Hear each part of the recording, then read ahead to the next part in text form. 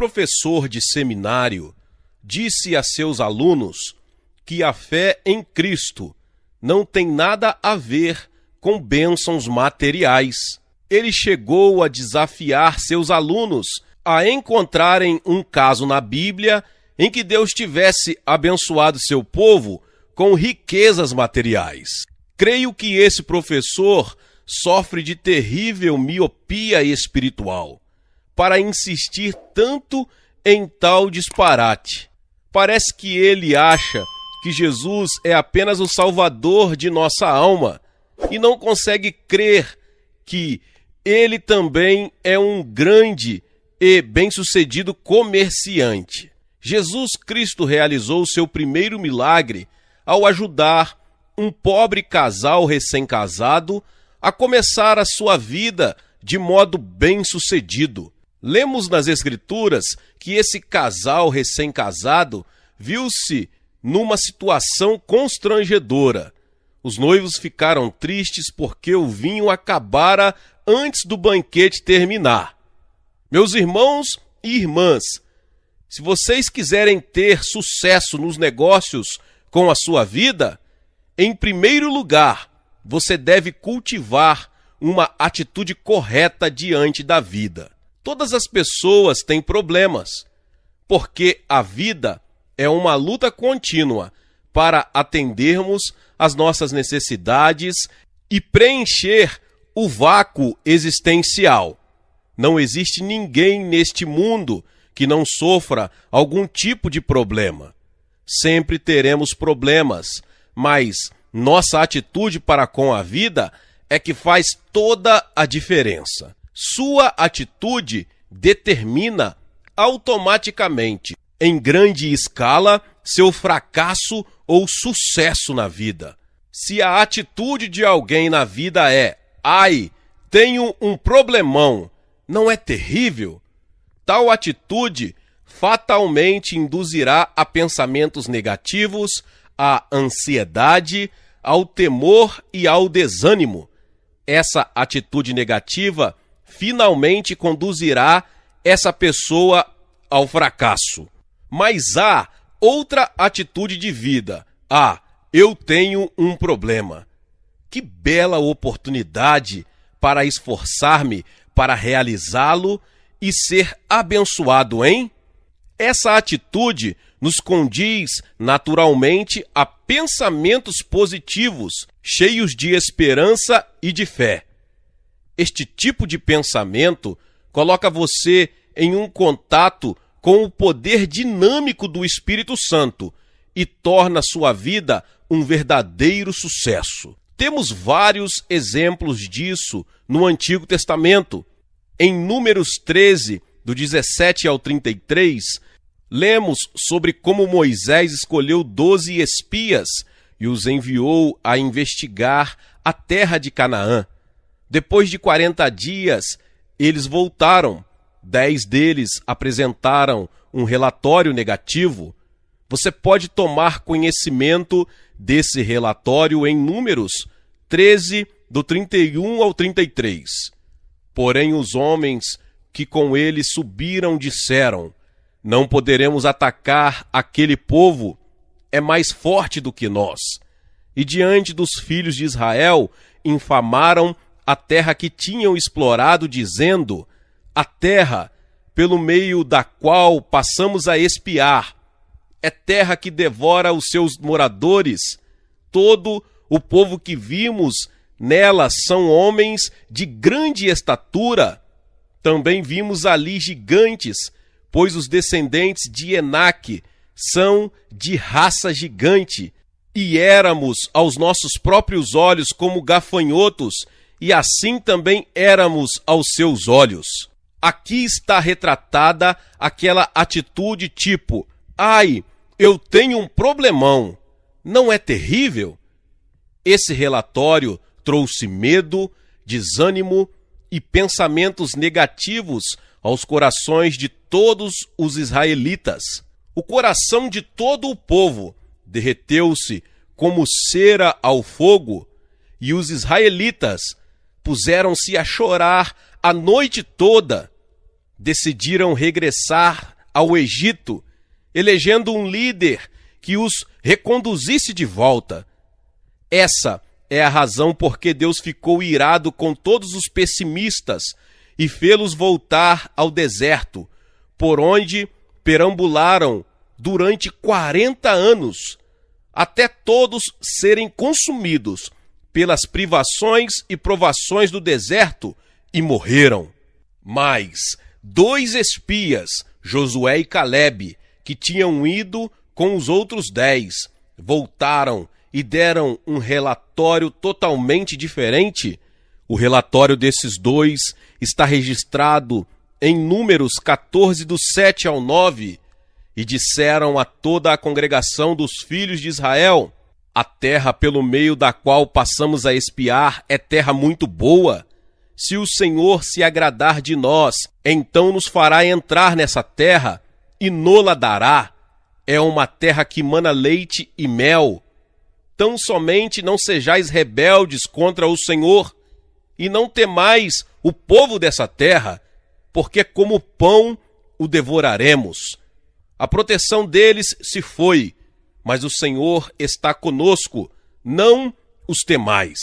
Josué e Calebe entregaram seu relatório: como pão os devoraremos. Esta é a atitude correta. Na verdade, eles estavam dizendo o seguinte: temos um problema, que bela oportunidade. No fim, esse problema se transformará em pão para nós.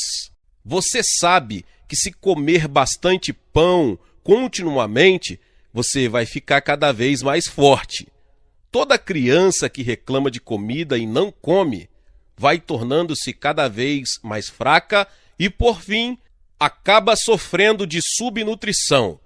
Mas se a criança sempre tem bom apetite e gosto pela comida e come bem, ela crescerá forte. De modo semelhante, nós cristãos precisamos encarar as dificuldades como pão, da mesma forma como Josué e Calebe o fizeram. Como pão os devoraremos. Aquelas dificuldades, aqueles gigantes, aquelas montanhas tremendas e aqueles vales profundos sumirão diante de nós como pão devorado. Esta é a atitude correta. Este é o tipo de atitude certa que traz pensamentos positivos, que promove a esperança e a fé. Com esse tipo de pensamento, o Espírito Santo virá e colaborará conosco, realizando milagres.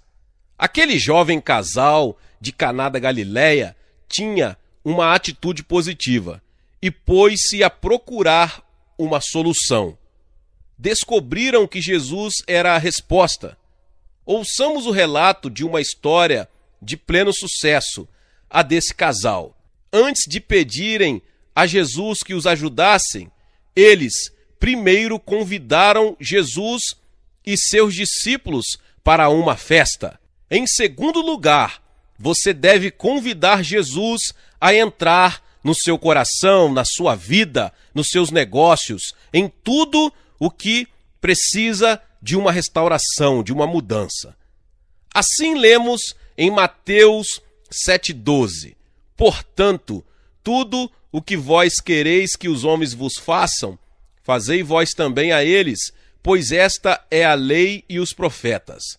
Lemos ainda em Mateus 7, do 7 ao 11, pedi e dar-se-vos-á, buscai e encontrareis, batei e abrir-se-vos-á, pois aquele que pede recebe, o que busca encontra, e ao que bate se abre. Qual dentre vós é o homem que, pedindo-lhe pão ou filho, lhe dará uma pedra? Ou pedindo-lhe peixe, lhe dará uma cobra? Ora, se vós, sendo maus, sabeis dar boas dádivas aos vossos filhos, quanto mais vosso Pai, que está nos céus, dará boas coisas ao que lhe pedirem? Sim, parece que as pessoas sempre desejam ser servidas por Jesus Cristo em vez de servirem a Ele. Mas isto é desordem, é coisa errada. Tenho notado isto quando visito lares cristãos ou quando aconselho incrédulos. Muitas vezes, tais pessoas dizem: se Deus atendesse às nossas orações, ou se Deus resolvesse este nosso problema, nós o serviríamos e lhe daríamos nosso dízimo. Poderíamos amar a Deus de forma correta. Todavia, essa atitude está errada, visto que antes de pedirmos alguma coisa a Deus, precisamos primeiro servi-lo. A lei e os profetas se resumem em alegrar e agradar o coração de Deus. A Bíblia diz isto com toda clareza em Mateus 7,12. Portanto, tudo o que vós quereis que os homens vos façam, fazei vós também a eles, pois esta é a lei e os profetas. Se você quebrar esta lei, você perde o direito de vir a Deus para pedir-lhe que atenda a sua oração ou que resolva o seu problema. É por esta razão que tantos cristãos falham em sua vida cristã e em sua vida de oração. Por isso, esse casal de noivos fez a coisa certa ao convidar, em primeiro lugar, a Jesus e seus discípulos para a sua festa de casamento, a fim de proporcionar-lhes alguns momentos de alegria. Depois, ao sobrevir um problema, tiveram confiança plena em seu coração e Jesus estava disposto a ajudá-los. Foram discutir a situação com a mãe de Jesus, a qual se dirigiu direto a seu filho e lhe disse que tinham se acabado o vinho em plena festa. Jesus aguardava sua hora. Hoje, muitas pessoas estão correndo, sempre correndo. Querem fazer tudo ao mesmo tempo, instantaneamente, em uns poucos minutos. Todavia, Deus sempre nos responde segundo o seu horário e ele não se atrasa, nem se adianta em seu programa. O Senhor faz todas as coisas de acordo com a sua agenda e seu cronograma. Então, meus irmãos e irmãs, em terceiro lugar, não corra. Então Jesus disse a Maria: Mãe, ainda não chegou a minha hora. Entretanto, ela ordenou aos serventes que, em perfeita obediência, fizeram tudo quanto Jesus lhe ordenasse. E eles obedeceram a Jesus. Você sabe o que isso significa? Seja o que for que pedirmos a Jesus Cristo, sempre deveríamos arranjar tempo para adorá-lo e servi-los. Acalmemos nosso coração ansioso e deixemos de lado todo o pensamento mundano. Concentremo-nos nossa mente e coração no trono de Deus e em Jesus Cristo, e Ele falará conosco. Deus gostaria de falar a você hoje mesmo, diretamente mediante sua palavra, mediante a pregação da palavra, mediante as circunstâncias, mediante uma voz tranquila e mansa em seu coração. Arranje tempo para estar na presença do Espírito Santo. Espere na palavra de Deus e no próprio Senhor Deus. A sabedoria e a unção de Jesus Cristo serão partilhadas com você e colocadas em seu coração mediante a pregação ou a leitura da palavra, ou mediante o ambiente ou a voz tranquila e mansa do Espírito Santo falando à sua alma. Nesta festa de casamento, depois de alguns momentos de espera, Jesus deu uma ordem aos servos: enchei de água essas talhas. E os servos as encheram até as bordas. A seguir, o Senhor lhes disse: tirai agora e levai ao mestre-sala. E eles obedeceram. A palavra de Jesus Cristo produz mudança. A água se transformou em vinho. O mestre-sala ficou espantado e disse: todos põem primeiro o vinho bom, e quando já beberam fartamente, então o inferior, mas tu guardaste até agora o bom vinho. Tão logo o mestre Sala provou o vinho oriundo da água transformada pelo Senhor, encheu-se de satisfação, porque aquele vinho era o melhor que ele havia provado em sua vida. A palavra de Deus, quando plantada no seu coração, muda sua vida.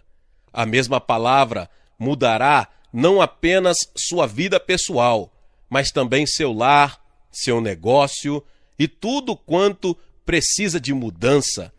Deus deseja que você tenha prosperidade, cheio de grandes sucessos.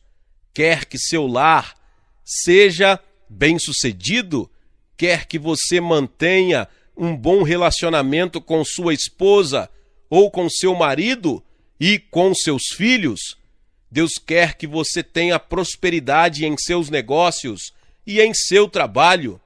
Quer dar-lhe a vitória, quer ele tenha mudado suas circunstâncias ou seu ambiente, quer não. Então, por que você não descansa no Senhor Jesus e lhe permite que fale ao seu coração através de sua palavra? Pela minha própria experiência em meu ministério, tenho aprendido uma coisa: jamais tome a iniciativa, não haja antepondo-se a Jesus Cristo. Sempre espere no Senhor Jesus até que ele o oriente mediante sua palavra. Depois de você haver recebido sua palavra ou ordem, obedeça pela fé e execute a palavra. Quando eu era um ministro inexperiente, que não tinha sossego, não tinha tranquilidade, e sempre que tinha um projeto, presumia que Jesus Cristo haveria de abençoar-me de qualquer jeito, e por isso eu ia em frente só para terminar em tristeza e fracasso.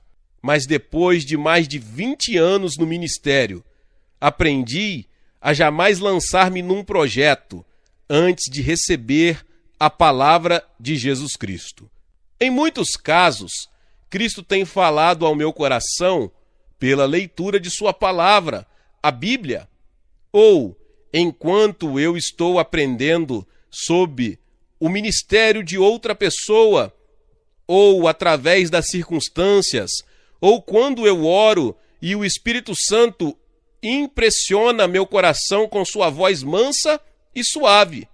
Só depois disso é que eu vou em frente.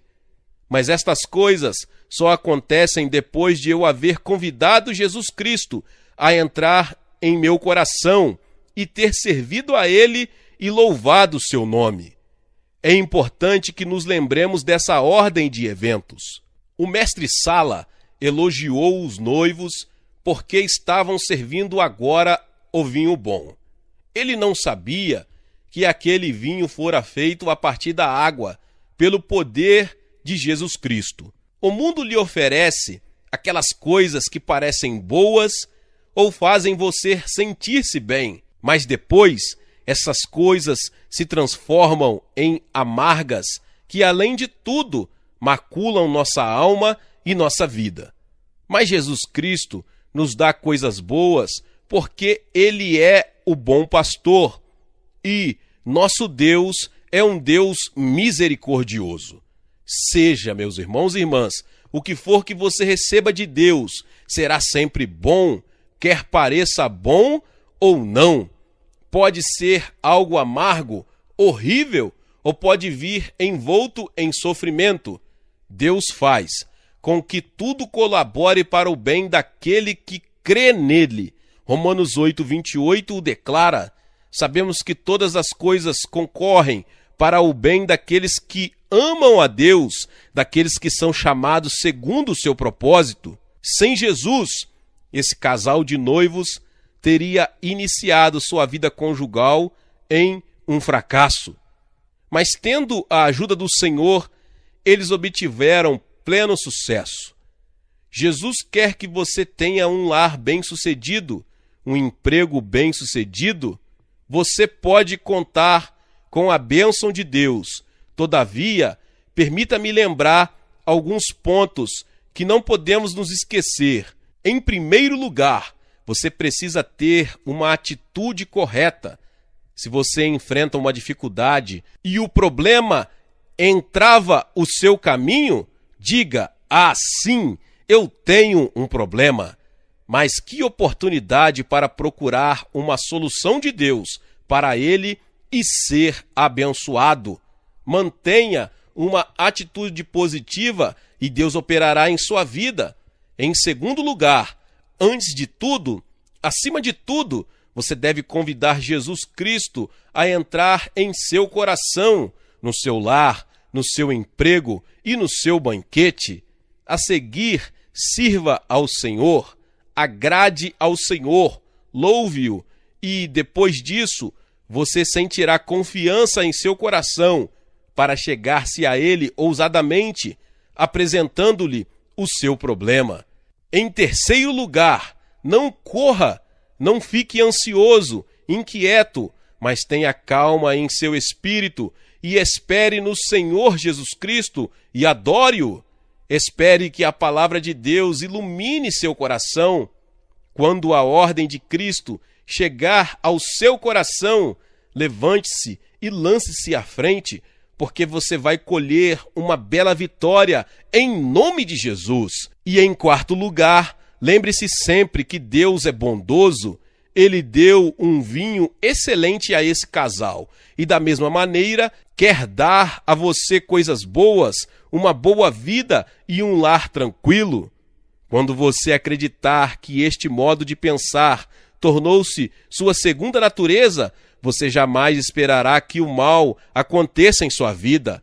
Sejam quais forem as circunstâncias que você estiver atravessando, sempre espere que lhe aconteçam coisas boas, porque você adora um Deus bondoso. Você pode esperar que ele execute milagres em sua vida. Jesus Cristo lhe dará milagres, exatamente da forma como você acredita e pensa. Essa tem sido minha experiência e foi a experiência daquele casal de noivos no dia de seu casamento. Essa também pode ser a sua experiência. Agora mesmo Jesus está à porta de seu coração. Ele quer mudá-lo, quer transformar você, da água quer fazer vinho, de algo inodoro, insosso e incolor, quer fazer algo rico de sabor, quer transformar a derrota em vitória, da pobreza ele quer fazer riqueza. Sim, Cristo quer fazer uma transformação em sua vida. Ele está pronto para operar essa transformação em sua vida, no seu lar, no seu negócio, no seu emprego, em tudo. Mudança para melhor. Entregue seu coração a Jesus Cristo. Ponha seu problema nas mãos do Senhor. Adore ao Senhor. Sirva ao Senhor. Louve ao Senhor. Glória a Deus, aleluia. Louvado seja o nome do Senhor.